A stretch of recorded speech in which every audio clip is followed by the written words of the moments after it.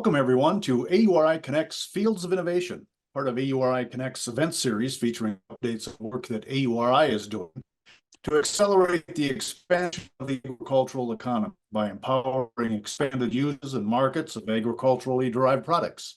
I'm Dan Scogan, your host for Fields of Innovation. The AURI Connects program is hosted by the Agricultural Utilization Research Institute in Minnesota.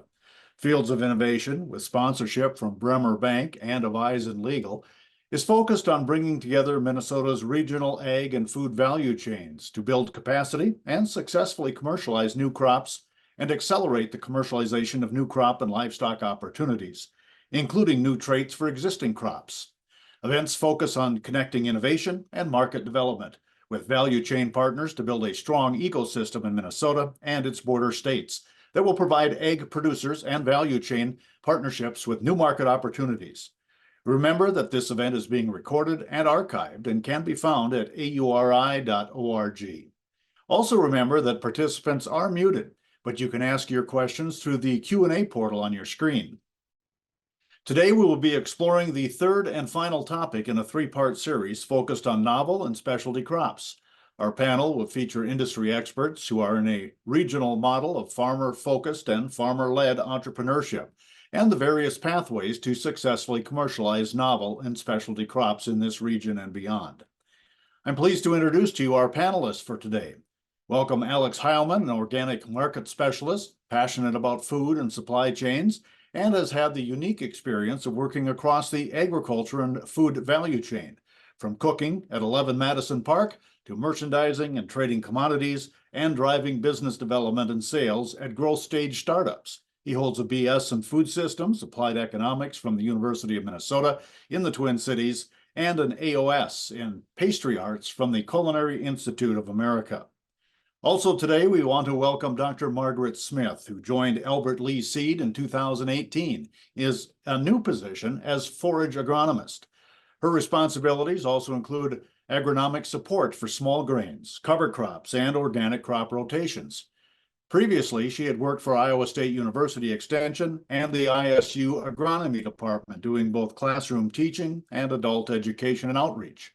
Margaret co-manages an organic crop and livestock farm with her husband in north central Iowa, where they began the transition to organics in 1994. Also welcome Pam Saunders, who is retired from a career at Crop Cooperative, Organic Valley. She's a hazelnut grower near Viroqua, Wisconsin, and is on the board of American Hazelnut Company. She is active in many aspects of building a Midwest hazelnut industry. And lastly, today we'll hear from Mitch Coulter, the Executive Director for the North Harvest Bean Growers Association. The mission for that organization states that North Harvest Bean Growers Association represents the largest group of dry bean farmers in America working together to fund research, promote, and produce the finest beans in the world. Alex Heilman, let's begin with you this afternoon. Welcome to Fields of Innovation. Yeah, thanks so much for having me, Dan. Again, my name is Alex Heilman. I'm the director, well, I'm actually the director of MAD Markets, which is now part of MAD Agriculture. And to maybe just explain how our organization is structured and works a little bit. MAD Agriculture is three organizations. There's the nonprofit kind of at the core of it, which really works to help farmers through technical assistance as well as research and storytelling to transition into organic and regenerative organic production systems. We have a sister organization called Mad Capital that offers long-term working finance and lending to farmers to also create bridge loans to also bridge that transition into certified organic production systems. And then the third organization, which is the one I run, called Mad Markets, we really work to create novel supply chains. We represent grower groups, and we also do direct operations with processing facilities to help manage, both the supply and demand between grower bases as well as then offtake partners. Here today, and really excited to talk about developing supply chains. There's a couple case studies and scenarios that I want to talk through, but the one that I think is maybe most relevant to today's call is that over the course of the last 2 years, actually, we've represented the Perennial Promise Growers Cooperative, which is the world's largest collective of perennial grain producers. Let me just skip ahead actually to two sides, and then we'll come back and talk more about it. In our work with them, they represent about 29 farmers across 6 states. In total, there's about 4,000 acres of Kernza production represented within these growers, which 4,000 acres doesn't sound like that large of acreage, but when we're starting to talk about novel specialty crops, that is quite large and represents the majority of it grown globally. In our work with them, what we've done is we've really helped launch them into their own ingredients company. We have essentially structured what it means to actually contract direct acres with the growers, coordinate what the quality metrics are on farm effectively, and then we manage everything from grain testing production systems all the way through to like toll processing agreements to get into food grade formats, and then the commercialization and sales side of it. So it's really kind of end-to-end direct trade that goes all the way back to a grower and farmer base, and then to an end user and buyer as well. Um, these numbers are, slightly out of date, but I will say at this point, with Kernza in particular, we've effectively sold every ounce of regenerative organic certified Kernza that exists. Certified organic is also almost completely sold at this point, which is also wonderful. And now we're moving our eye more towards the conventional production systems that or management systems within Kernza. And I guess to not get ahead of myself too much, Kernza, for anyone who's not familiar, is a perennial grain. It is technically a wheat grass. Perennial in the sense that you plant it once and you get 3 years of production off of it, which means that farmers have less intense management practices, but that it also has these deeply seated roots that go about 12 feet down into the soil profile, which help from everything from drought resistance to like nitrate leaching into waterways. And it's also just one of the most like sustainable and potentially like carbon sinking crops for food production that exists to date. We're deeply invested in this system because we feel that the future of making food much more sustainable is really looking towards perennial production systems. I will now take a step back to just kind of talk a little bit about what is the actual ingredients value chain. So this flow chart effectively is how food moves from, mass production systems with growers all the way down to a consumer. And when we do any sort of supply chain development, we really focus ourselves personally on kind of the top two stages. Um, it's pretty critical when you look at building a new supply chain to understand not only what the production basis is, but then also manage the demand side so that, I mean, while it sounds very like Econ 101, and it truly is, the actual management of those systems is quite intense. So for Kernza, for example, as we talked about, really we are working with those first two tiers to then actually push it into distribution systems. So as I mentioned, there's about 29 farmers. And so we'll work to capture what all of their inventory is on farm, as well as understand what the grain quality tests are, have them put it into storage that where we can then track what the total inventory is. And then from there, we're able to essentially work with growers on call to then move it into cleaning, milling, value-added processing systems as we have sales contracts come on board. That, roughly speaking, is how we tend to operate with Kernza and Kernza growers. From there, that's where this then moves out into the rest of the industry. I will jump to the next slide to kind of talk about one of the programs within Kernza that we are most excited about. We partnered, we took the Perennial Promise Growers Cooperative as well as Mad Markets, and we partnered with Patagonia Provisions to launch what's effectively the largest perennial grain beer program that exists to date. These were the first 12 brewers that onboarded into this program. So some big names. And we've now onboarded an additional 14 brewers into it that all of them are going to launch in the next 2 months. And then towards the end of the year, there's going to be a larger rollout as well. So with this, we're able to essentially take the demand of these brewers, for example, and then map it all the way back to acres, which gives great demand signals to growers to understand should they increase their Kernza production, how are they going to be able to do that to meet like the pending demand that's coming from these brewers? We operate basically in the middle of all of that to make sure that all moving parts are effectively coordinated and forecasted together. That kind of in a nutshell is the program that we're most excited for launching between the Perennial Promise Growers Cooperative as well as what is a major buyer. One thing that's a little bit different and novel about this program is that it's focused right now on kind of a micro like hub and spoke model. So currently each of these brewers brews at their local home breweries effectively, and then distributes in their state. It's not necessarily intended at this point to be rolled out at a national level. It's more so onboarding all of these regional distributors who have, pretty big brand name power, and then utilizing their distribution networks to actually broadcast this into the larger market. It's a pretty creative and novel approach to building demand for a crop that has such limited supply, but also like limited market education. Like most people still don't know what Kernza is or how to effectively utilize it. But by working through this model where we onboard a number of smaller, like regional players effectively versus doing one large national brand rollout, we're able to essentially drive that education message to a much broader set and much quicker. I will maybe stop there because I think I'm right at about my 12 minutes. But that is essentially how we operate and where we work within supply chain development. Really, we work at the core with growers to ensure that growers' voices are met. And we create equitable contracting structures, all for promoting sustainable agriculture. All right, Alex, thanks so much, and a great presentation to get us started.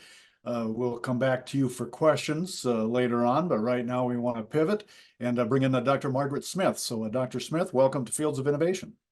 Thank you, Dan. And thanks everyone who's joined the webinar. I work with Albert Lee Seed in Albert Lee, Minnesota.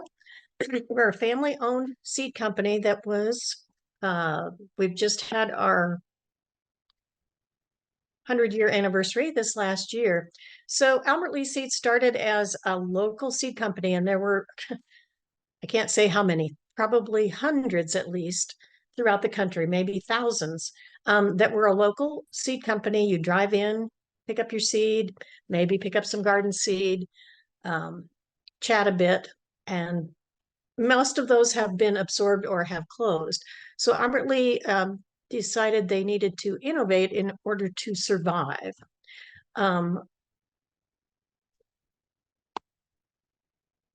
So the photo here are the third generation in the orange blouse, Margaret, gray shirt, and light blue shirt. And the next generation, which is being transitioned to right now, are the folks on the outer side of this group. So they're in a transition to the fourth generation. In the 1990s, as I said, there are so many small companies, like so many small farms. You have to either innovate or often be absorbed. And Tom Earhart in the gray shirt here was the one, both Tom and Mac to the right of him in the light blue shirt. But Tom particularly felt like we should be an organic seed company and pushed for certification of the plant in the 1990s. Now, at this time, where was the market headed? At this time, the national organic standards had only been put in place in the 1990s, and there wasn't a large market. In 1997, our first organic seed was available. We grew oats because we thought this is the future. And in that year, we sold 1 bushel of organic oats. So it's been a big climb since then, thankfully. The decision to move into this niche was a good one. So over that time, we added a progression of organic seeds, small grains, and alfalfa is one of the harder seeds to grow organically. So again, the National Organic Program has not demanded, but encouraged and continues to encourage growers to buy organic seed. Their certifiers are checking on that. And we're one place they can come and get that. When we first offered organic alfalfa after a number of years into the organic realm, I know one of our owners said he had a guy call and say, "Yeah, do you have any organic alfalfa?" And Max said, "Yes." And the guy said, "Damn." So there's a challenge with this organic seed in that it tends to be more expensive because the seed yields are somewhat lower. It's harder to produce. And farmers are sometimes still are holding back on using organic seed, but we're trying to help those who do want to move that direction for the integrity of the whole organic system.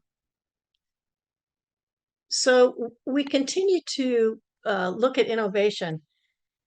The old-fashioned seed companies, including Albert Lee Seed, had a variety of seeds because they were the local supplier. But in addition, what we've seen over time is that once we have had customers, they need CRP and native seeds.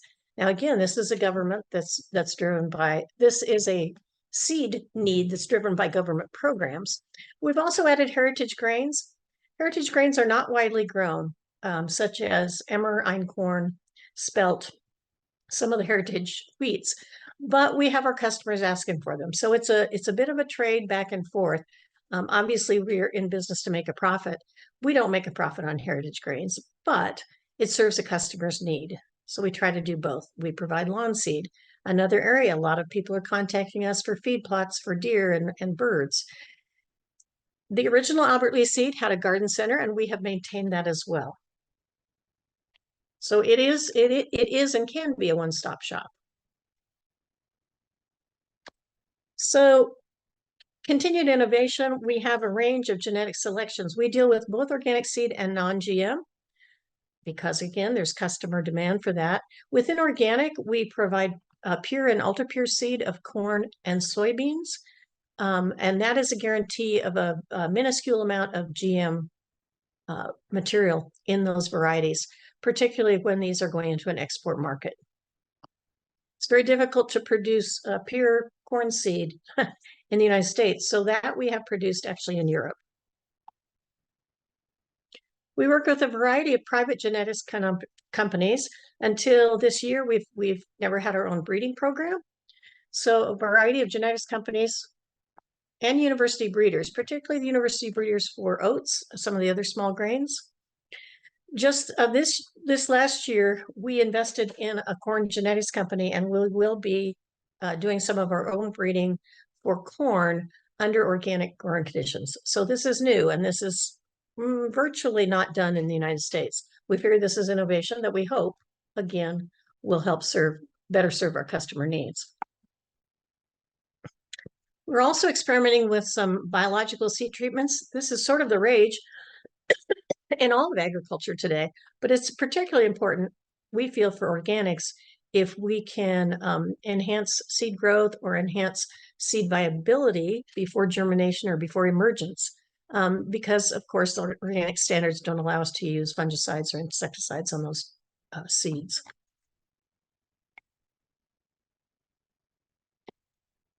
So trends. There's a trend, and we're trying to actually keep up with this trend, try to be ahead of trends, but we're trying to keep up with the cover crop trend because it's huge both in conventional and organic farms. Growth rate is large, although we still don't see the majority of acres covered in the US. The growth is rapid. So what we know is we can't serve all that need. And also strategically from a business standpoint, we don't intend to. There are new cover crop companies starting up, and I think that's good for business. Our feeling is not exactly the more the merrier, but in order to serve this need, we need more cover crop seed companies or seed companies providing cover crops. You can look at that two ways. So some of these are small scale companies, some are farm-based, where a farmer is just deciding he or she is going to grow additional and sell in a very local area. And we think both of these models are great just because let's get the cover crop seed out there. Let's increase adoption. There are very few drawbacks to cover crops. It does get more difficult as you move into the Western US with lower rainfall. One thing I didn't mention, 3 years ago, we purchased a smaller seed company, and that gave us a nationwide dealer network. We typically have done business in the upper Midwest, some into the Northeastern US, but now we have a dealer network throughout the country. Because organics is a fairly specific niche, there does seem to be a demand. So back to cover crops. So we look at this as an opportunity to collaborate with some of these new cover crop companies. As I said, we can't fill all these needs. Some of what we do is these smaller companies can readily grow, say, rye or oats, some of the small grain cover crops. But what they can't do, and we don't even do in the upper Midwest, is grow some of the brassica cover crops, some of these others, mustard, some of the more specific ones. Sunflowers. So what we do sometimes is provide seed sales of these higher value cover crops And those small companies are producing their own small grains. We think that's a very nice fit, a very nice way to collaborate. So farmer opportunities, organic farmers do have some opportunities. Again, we work with organic farmers because we have contract growers for many of our species. As I mentioned, the small grains, our soybeans, our corn. As I said, most of the smaller seeded cover crops are grown out in Western US, where a lot of seed, of course, is grown. But we're working to contracting with growers also for peas,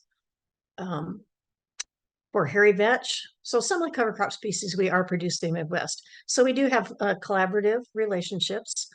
And we know organic growers are often looking for a market for their secondary or tertiary crops. Now, we're not going to be a be-all, end-all, but it is a possibility to contract with us. And if for growers who are interested, we just suggest contacting us. We keep a list of interested parties. And as we continue to grow, we will need more contract growers. As I mentioned, the unique or the niche seeds are typically purchased wholesale. Most of those grown in the United States.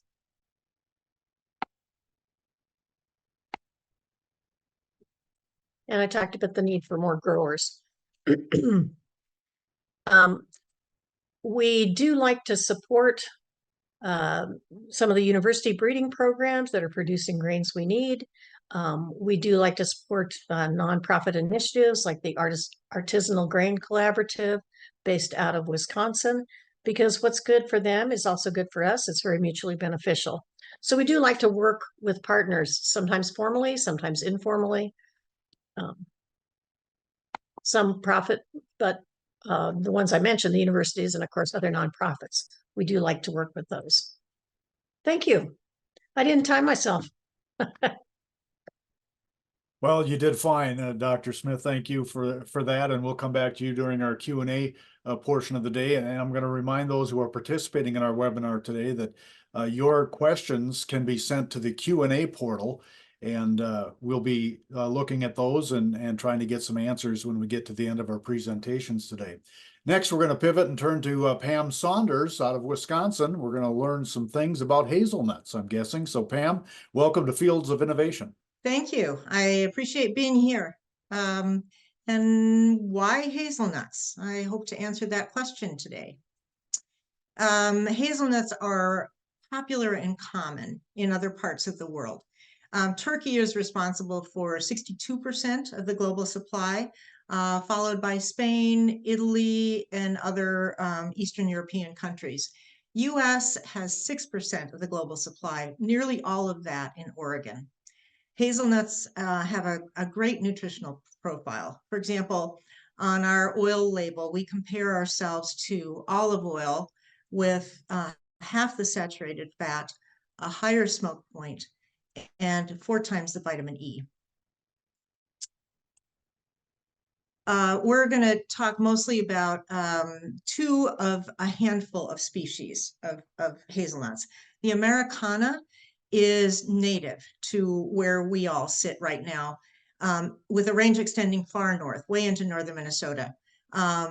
It's resistant to eastern filbert blight and has small, tasty nuts with thick shells. Corylus avellana is the species that's native to Europe and Asia Minor. It is susceptible to eastern filbert blight, has limited winter hardiness, larger nuts, thinner shelled, and that it represents most of the global production, including the production from Oregon. So hybridization of those 2 species is well underway to combine the advantages of each of the species. And that research is supported by University of Wisconsin and University of Minnesota. There are robust breeding programs that have been going on for a number of years. There's also research going on in at Rutgers and in other places, but these are the researchers who we're depending on their work in the upper Midwest. Propagation of these hybrids presents significant challenges. Hazelnuts are wind pollinated. Grafting does not work. Mound and air layering are tedious and very expensive, and there are difficulties with tissue culture. So propagation is really one of the major challenges. But you could ask, why here in the upper Midwest? Well, hazelnuts are a deep-rooted perennial, and they offer all of the ecological services that implies. They hold water, they hold soil, they sequester carbon, and they're long-lived. And once they're established, they require minimal water and minimal fertilization. They grow on a wide variety of soil conditions. Hazelnuts can be compatible with livestock and other perennials in a well-designed system.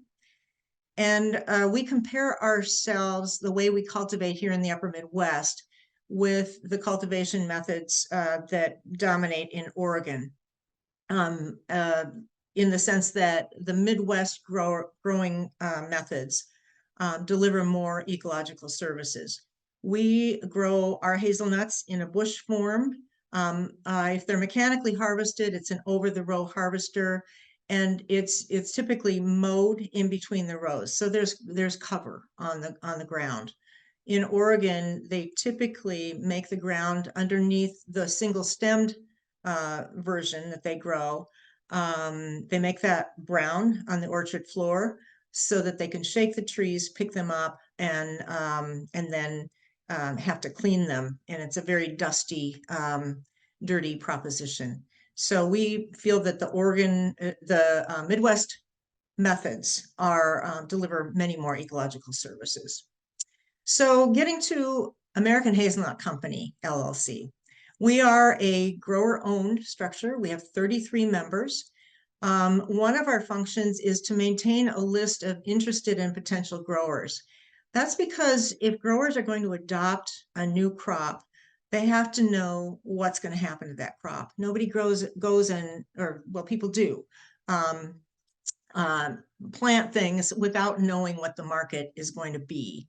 But it's really important if you have serious growers with significant acreage that they know what their market is going to be. So we are positioning ourselves as a place where growers can come and sell their nuts and be guaranteed of a market. We aggregate for our growers in Minnesota, Wisconsin, Illinois, and Iowa. A single grower is challenged to bring a crop to market. There are people who are doing it as individuals, but it's difficult to do. So as we aggregate, I want to make sure to mention that we have a quality program, and that's one of the advantages of aggregating, is kind of standardizing that crop. So we are testing for mold, for shrink, and paying on the basis of quality metrics. We are a further processor for consumer packaged goods and bulk sales. And then we do the sales and marketing on behalf of our grower members. We also, even though it's not really our place in the supply chain, it is in our interest, in our critical interest, to support the development of harvest, husk, and shelling infrastructure. AHC was started in 2014 by a handful of growers, and they all had plantings that were grown from seedlings, meaning nuts that are put in the ground with knowing, you might know what the mother plant is, but you don't know what the father is. And you're going to have, and we do have, extremely variable production out of these plantings. We started with very few Midwest nuts and very primitive processing methods. Was it premature? Yes. And in the ensuing years, we've had the time to develop our brand, our product line, improved systems and processes in anticipation of increased Midwest supply. The founders of the company made a strategic decision. I was not involved at that time, but they decided to import some Oregon nuts to blend with the limited Midwest supply to launch the business. And that persists right now in the blend that we use in our oil and flour, but we have other products that are strictly Midwest and carry that identity on the packaging. So our biggest challenges, again, are those variable genetics. And that variability results in inconsistency in productivity, in the ripening window, and in the ease of husking. So all of that is related to what kind of infrastructure exists, and it doesn't. We have for harvesting, for those that have acreage that's large enough and set up correctly, over-the-row blueberry pickers are used, but there's development of new harvesting equipment being done now. There really is no Midwest nut industry, so there's no shelling infrastructure. So we've had to, as an industry, develop that ourselves. And we participate in that, but we don't own that infrastructure. Oil pressing infrastructure does exist, but it has limited capacity, and there's a real reluctance by oil pressers to introduce tree nuts into seed oil operations because of the allergen in the tree nut. So again, we are left with doing our own pressing. Aggregation presents a major challenge, and that is one of our primary roles. Our current aggregation methods are relatively informal and inefficient, but they work on the scale that we're at now and help us to see where we have to go. So growers will bring husk nuts to one of 3 or 4 locations, transport in personal vehicles to Ashland. And Ashland, Wisconsin, which is way up on the south shore of Lake Superior, is where Jason Fishbach, who's an extension agent, has developed a shelling facility that is open to anybody. We are the major user of that. And then in those personal vehicles, we'll backhaul with the kernel that results from the shelling. And by the way, that shelling facility has a ways to go, but we've really driven a lot of costs by obtaining, for example, a color sorter, crackers from Europe, and so forth. So the vision for aggregation is that there will be hubs established in regional locations. And we will encourage clusters of growers. And I'll get into that a little bit more later. A cluster allows the opportunity to share harvest equipment, and this is, big hulking harvesters to share husking equipment, perhaps drying equipment, and storage. And then that would provide the centralized hauling to a shelling facility. So we are in partnership with Savannah Institute and the shelling facility in Northland, have applied for an RFSI, Resilient Food Systems Infrastructure grant, to develop a model aggregating facility, which would be a hub that would serve as a model for other hubs in other regions. In the meantime, we are building awareness of Midwest hazelnuts through social media, traditional media, and university outreach. We attend a lot of events, and we have built a significant customer base. We sell out every year. In that way, we're demonstrating to potential growers that there is a market. And so really the task becomes to make sure that we can stretch that supply out to when the next harvest is. And the improved genetics have now finally become available. There are 5 Go First farms where some of these improved genetics have been planted.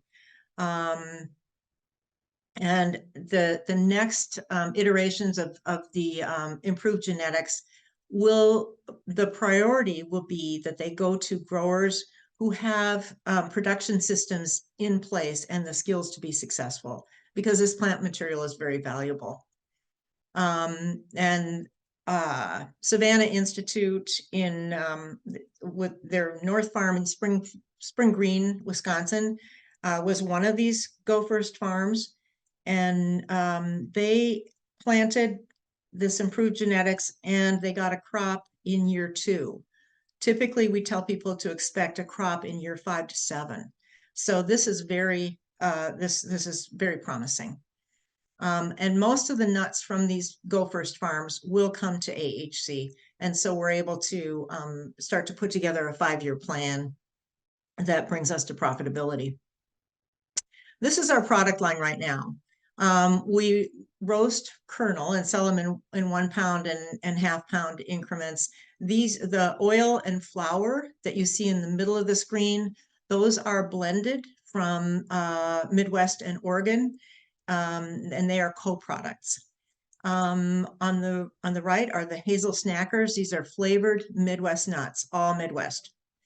We're currently in product development for a trail mix, perhaps an energy bar, and maybe a spread, because everybody expects us to do a Nutella, right? These 2 graphs show our supply growth and our revenue growth. And they're all, the last bar is 2024.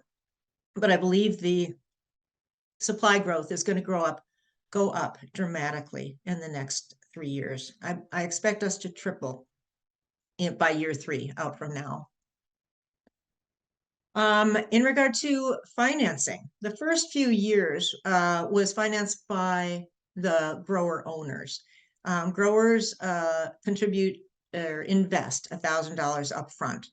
Recently, we've made changes that allow that to be done over time and with in-kind contributions.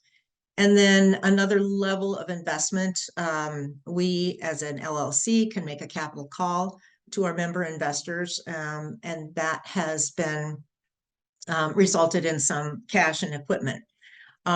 We haven't done a capital call for a couple years. Our partnership with entities that are interested in developing this industry have been really important.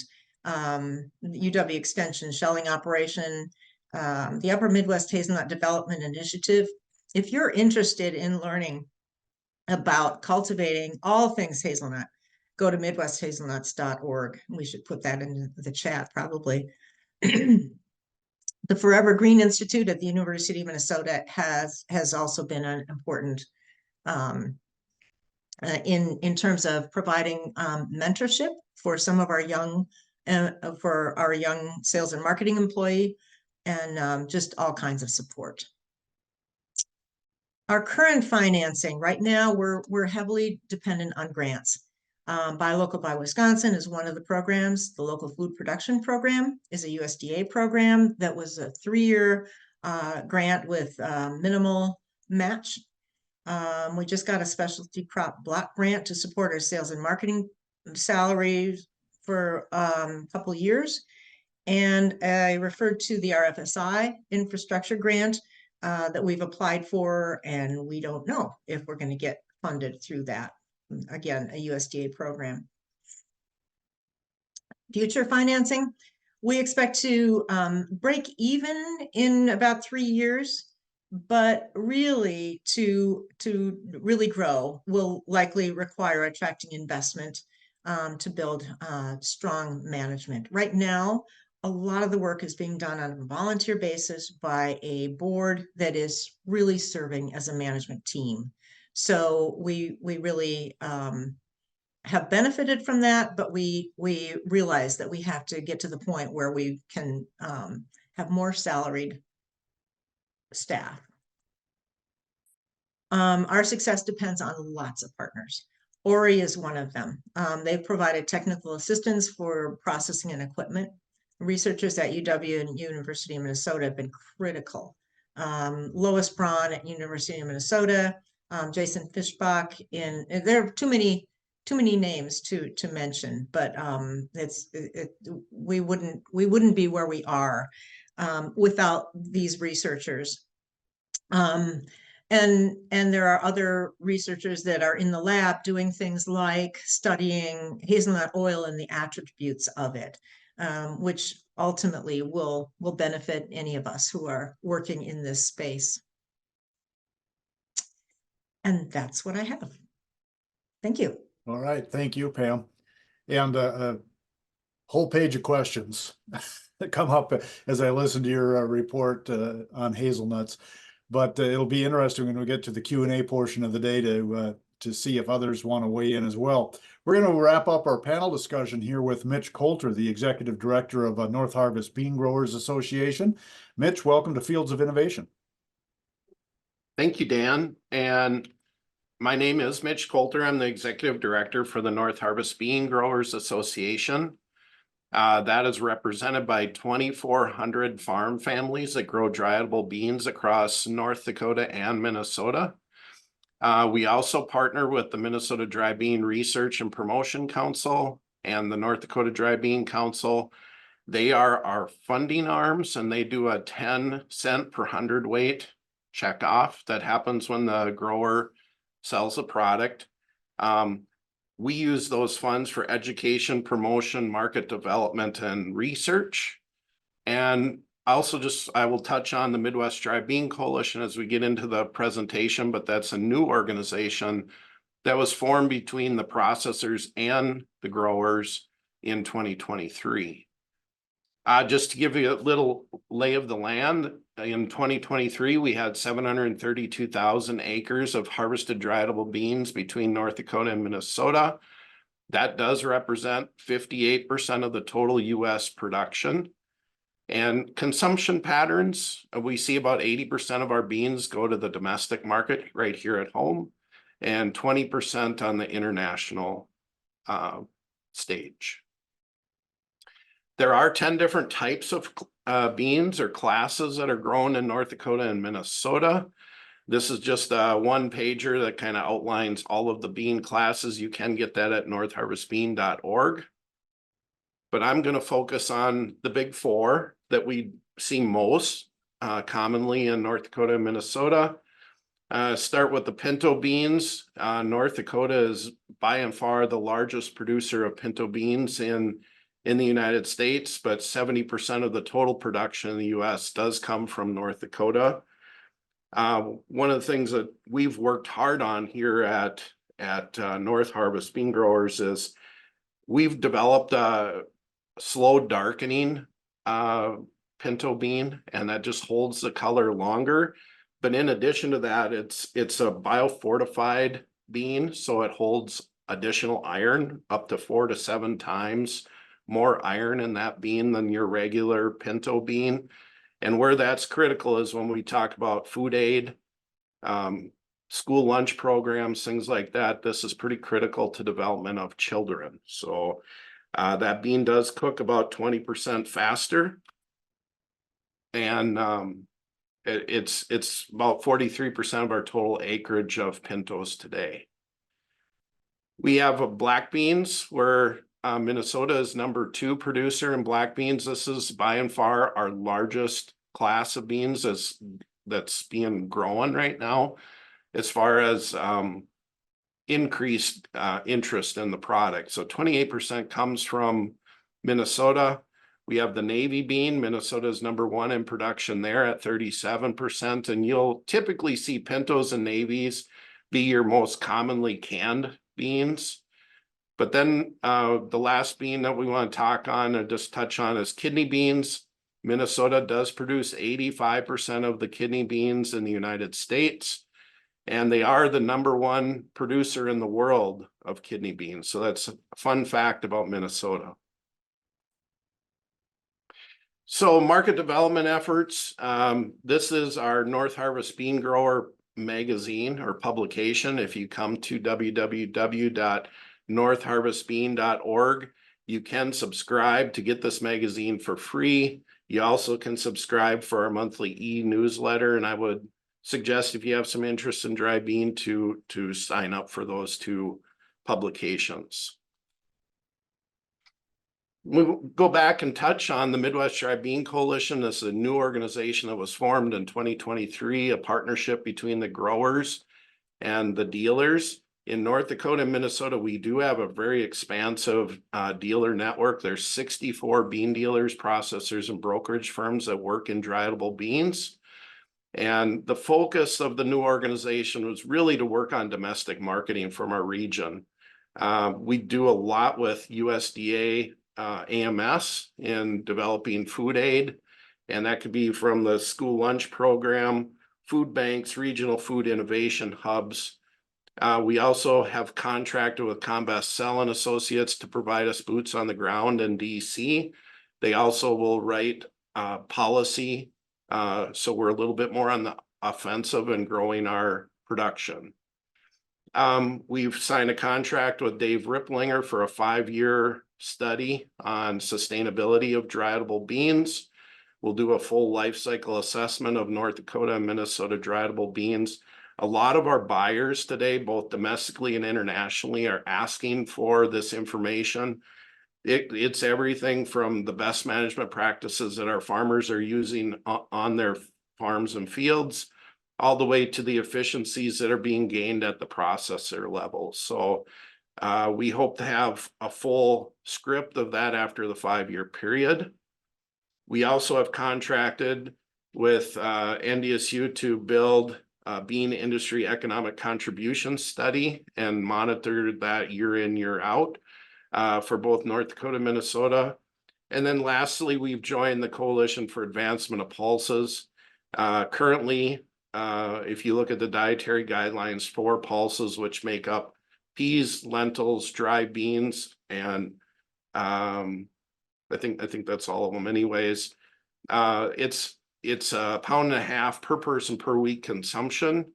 And that number now we believe can be at 3 cups per person per week.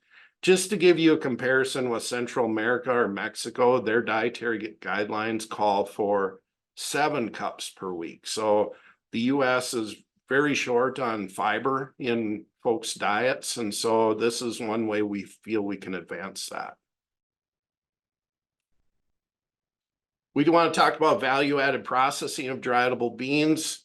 In working with USDA AMS, one of the things that they've asked us to do is they do ship a lot of canned beans, but you're also the expense of shipping canned beans with the water weight. They would like us to shift more towards freeze-dried beans or individually quick frozen. We're making a concerted effort at trying to make that happen for school lunch programs. USDA is investing in freezer capacity, both at food banks and in schools. And so we'll probably see a shift in this moving forward. Also, dehydrated beans, canned beans, dry packed, food grade beans. We're getting into bean flour. We work with our friends at the wheat growers trying to blend the flour for, looking at some health aspects that we can gain by doing wheat and bean flour together. High protein extracts and fiber spinoff are all things that we're working on.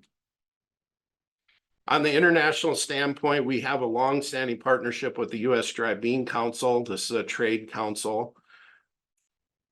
And I just wanted to talk about the big 4 beans that we do produce in this region, just so you have an idea where a lot of the international market is going. When we talk pinto beans, of course, Mexico, Dominican Republic, Haiti, El Salvador, and Portugal are our homes. Currently, that's the most current data. 24% of our total production was exported in 2023 when we talk pinto beans. When we talk black beans, Mexico is by and large the largest purchaser of black beans. They really are culturally, they like black beans. They bought 61% of our total US exports in 2023. There was a drought in Mexico, so the interest in our product is really off the boards right now. Dominican Republic, Costa Rica, Guatemala, and Haiti. And then 45% of our total production was exported in 2023. We talk navy beans. You see a little bit more influence from the European Union, United Kingdom region, but Canada, Italy, United Kingdom, Mexico, and Peru. 39% of our total production is exported in navy beans.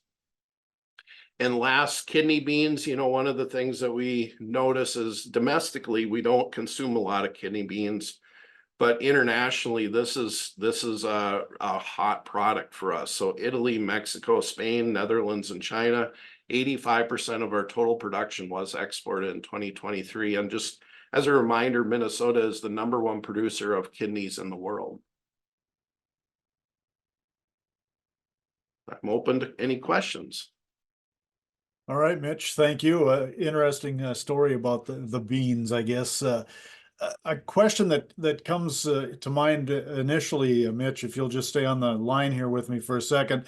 When you're talking to the producers, are you dictating which bean they're going to grow because you know what the market is going to be asking for, or are they getting to make those decisions themselves? Yeah, that's a really great question, Dan. And really how it works is our dealer network, or the 64 dealers that are across North Dakota and Minnesota, are working hand in hand with the growers to contract what types of beans. And I would say they work together. There's an organization called North Central Bean Dealers Association, and these guys talk. I mean, they really have a good feel for what the marketplace calls for and what the needs are, and they're contracting with our growers. And then does it seem like the yield is similar between the big four, and is the market similar? Yeah, it's variable. Each bean type is fairly significantly different, and disease resistance, those kinds of things are different too. So when you talk kidney beans are primarily in Minnesota. They're going to be under irrigation. About 70% of the total crop is under irrigation, and we can control that environment a bit more when you're talking kidney beans. We have better disease resistance in black beans, pinto beans, and navy beans, and they're a little bit more broad spectrum. You'll see them in dry land acres as well. And they're a little bit more in line with production compared to kidney beans, which will produce a lot bigger crop. We have a couple other questions for you, but I'm going to circle back in just a bit, Mitch. I want to go to Alex and listening to his presentation about that supply chain development for Kernza. What was the hardest part about that? I guess was a question that came to mind. And was it consistent with setting up other supply chains? Great question. Oh, I think the hardest part about it was actually the number of different education points that needed to happen with a new crop. So different from other supply chains that we've set up where people understand how to like planting as well as harvest conditions. With Kernza, like the education point came all the way back to farm to say, what is the actual like appropriate seeding rate? What are the combine settings I should have in order to ensure that I get like the best clean out rates, example, on farm as well. And then that carries through to processing, where the processors, it was the first time they'd ever done this as well. So they needed to understand like dehulling rates as well. And then all the way through to like consumer and brand education. So unlike every other supply chain we've ever worked with, we had to educate every single step along the way. And Pam, I would guess that you hear or have experienced similar things as you try to set up that supply chain for the hazelnut. Yes. Are you seeing me? Yep. Oh, okay. Yeah, for example, husking. Some hazelnuts husk easier than others. We're not sure why. We have to educate ourselves before we can educate our growers. And every step along the way for a new crop, has that kind of challenge. And I was going to ask you why you thought we have had such a slow reaction to adopting growing hazelnuts, but that was early on in your presentation. And then as I saw your presentation, I understand why people are maybe not reluctant, but are slow to change, because there's a lot of moving pieces in there that become barriers. Yeah. And, we haven't felt like it was, there were a lot of purveyors of plant material a couple decades ago, a number of them, including, county plant sales and that kind of thing. But they were all planting these quote seedlings. For example, the planting on our personal property, I use something like the 80-20 rule or this 30-70 rule, where 70% of the production is coming from 30% of the plants. And that is not a strategy that you can really promote. So we haven't been gung-ho all out on promoting the planting until these genetics, these improved genetics become available. And now that they are, we're really that's not our role, but it's care is being exercised in where that plant material goes so that it is not being neglected. Yeah, because there's lots of hazelnut plantings around that have been totally neglected. Dr. Smith, you mentioned early on in your presentation that the company needed to pivot or innovate or go away. How difficult was that pivot? I can only answer, I was not with the company at that time. The thing is, the pivot sounds like a very rapid change, and this was very kind of granular. So as I said, the first year we had organic seed, we sold 1 bushel. And we were sort of phasing into organic as the NOP was phasing into these requirements. So there are many difficult aspects of it along the way.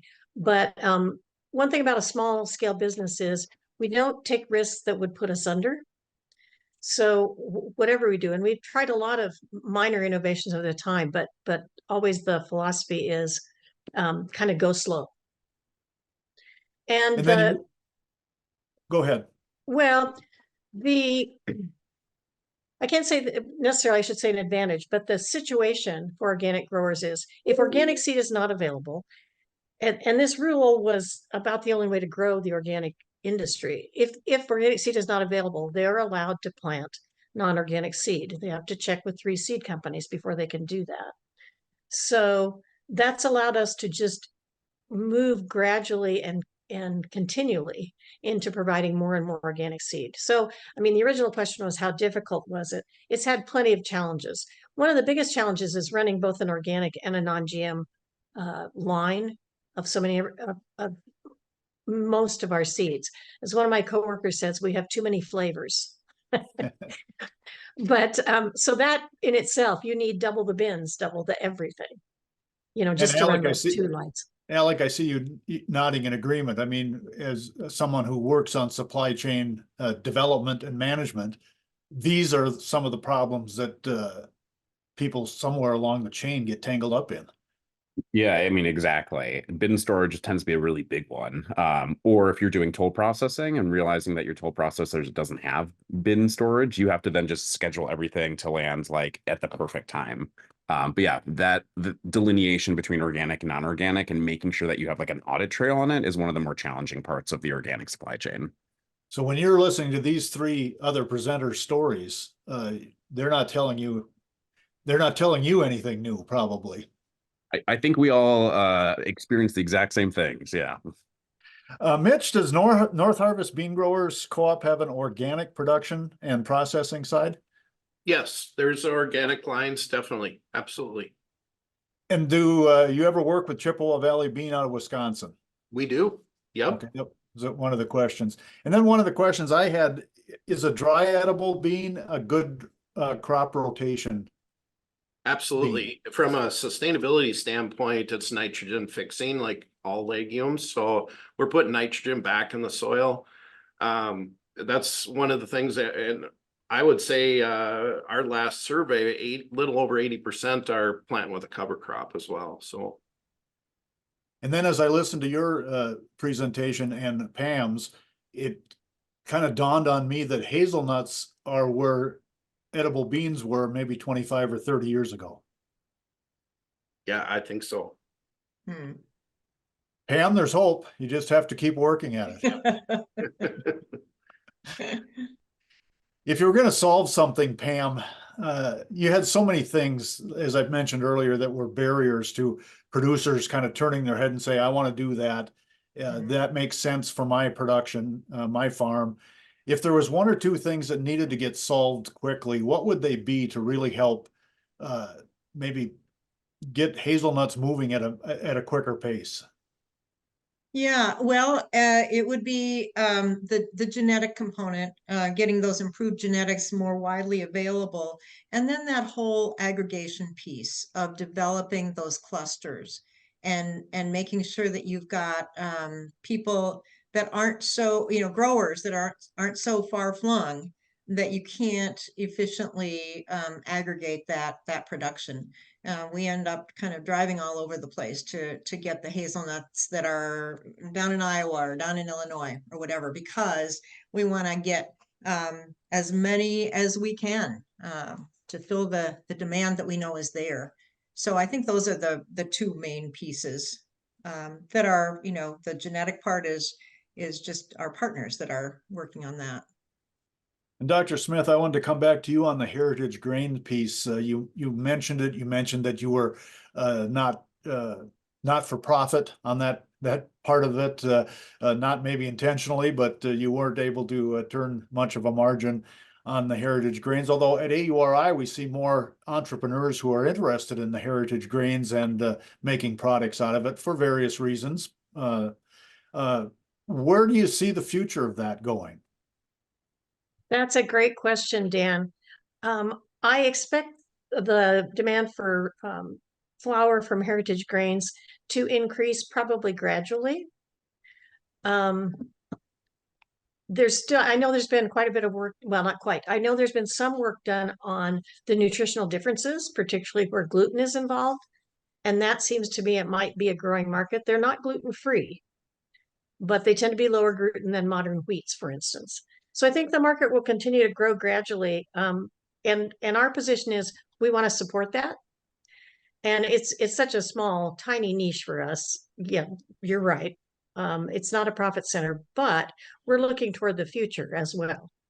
It's never going to dominate the bread industry, but hopefully it will be an important part of that, particularly for certain eaters.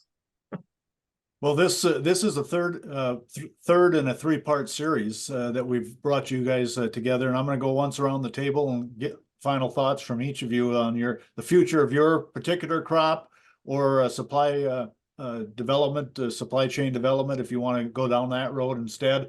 But I want to thank you for your time today, and just let's start with you, Dr. Smith. I've got you on the screen here. What do you want to leave them with today in terms of organics or in terms of supply management? What's your message? Well, in terms of organic, the organic industry continues to grow. We see some imports in organic grains, but we see continued growth in the US as well. And I believe we need growth in some other seed companies in addition to Albert Lee Seed. Now that sounds crazy to invite competition, but the idea is to get seed across the United States to those who need it. And that's a challenge right now. Whether using non-organic seed compromises the integrity, I'll leave that for other people to judge, but we have a lot of non-organic seed being used in organic production systems right now. I was going to go around the table, but I'm going to ask one more question has come in, so we're going to take it and I'm going to send it to Alex, but I invite any of you to answer. Is there a network for training and teaching chefs to include these products as regular items on their menus? Example, beans, bean salad, hazelnuts on a seasonal strawberry salad, and the like. Alec, is there something in the supply chain that's being done to promote it through the chefs that are working with these products? I mean, great, fantastic question. There's a number of different efforts actually. And like I'll specifically point towards Dan Barber and Stone Barns in New York, for example. Well-regarded chef, Michelin starred. They do a ton effectively to essentially educate on agricultural, like new-ish, I'm calling them new, but new crops that most consumers aren't very aware of, to bring into kind of more fine dining establishments and restaurants, and then utilize them to educate like the community at large. I mean, so that's a fantastic network for plugging into. There are a number of like research chef associations that also have pretty big sustainability driven metrics that tie back to food products. So that's less kind of on the chef education side, but it's more on the side of just making sure that these crops make their way into the marketplace. But Dan Barber, I would say, is probably kind of the pioneer right now on bringing some of these more novel crops into like the cooking community. I see all three other panelists have their mics on. So Mitch, I'll go to you. Yeah, I think our big driver is nationally is Culinary Institute of America. We partner with them and work with them really, really closely. But at home here, Extension, both with the University of Minnesota and NDSU, both nutrition programs, we work closely with them. And then we also have a young chef program through Family Wellness that we're promoting too. Pam, anything on the hazelnut front? Yeah, I just want to call out Chef Beth Dooley, who is a Minnesota chef. She's been a great booster for us and promotes us wherever she can and in her cookbooks and publications. I'm just going to say I have a hesitation about food service because you lose your branding there. And so that's something to keep in mind. And you don't build loyalty in the world of, you know, your competitors, your potential competitors. So you're building awareness of the commodity, but not of the brand. And that has its up and downsides. Dr. Smith, do you work with any of the end users? The closest collaboration I mentioned before is with the Artisan Grain Collaborative based out of Wisconsin. And they're doing some, I know the university is doing some laboratory testing of baking qualities but the chefs that are using now, some of the chefs are doing some of that experimentation. So, and they're sharing those among each other. One thing I want to mention is to grow the organic industry, it's difficult to break into the wheat market for food because it's a fairly developed market in the US. So we know in order to grow organic acres, we're also going to need to break into the feed market.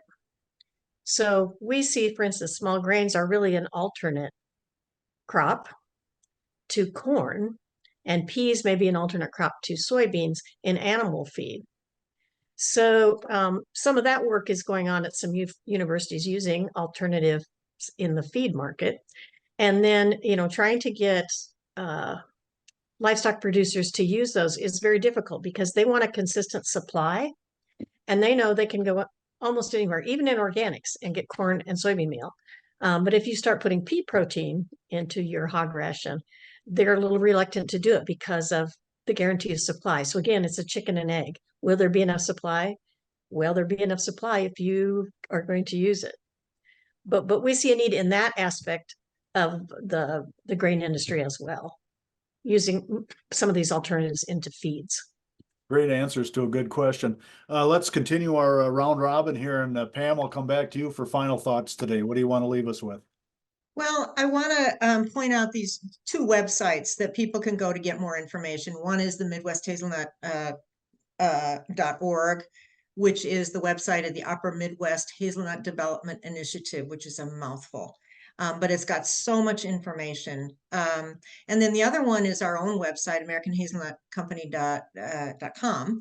And we've got a section for, you know, it's one of our selling platforms, but it's also a place where we gather names of interested growers because they go there.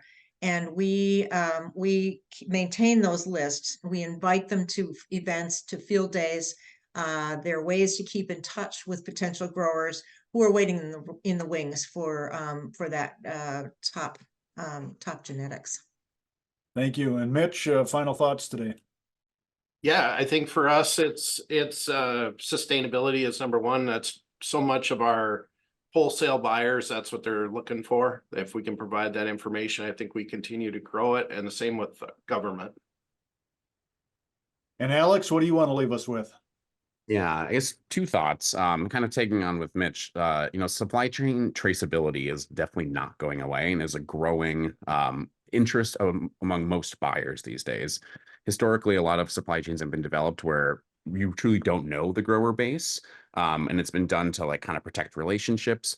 But I think we're now at a point where it's pretty critical for the growth of this industry to actually understand growing conditions, where the food actually comes from. And we're not just seeing that from restaurants and chefs. We're now starting to see that from major CPG companies.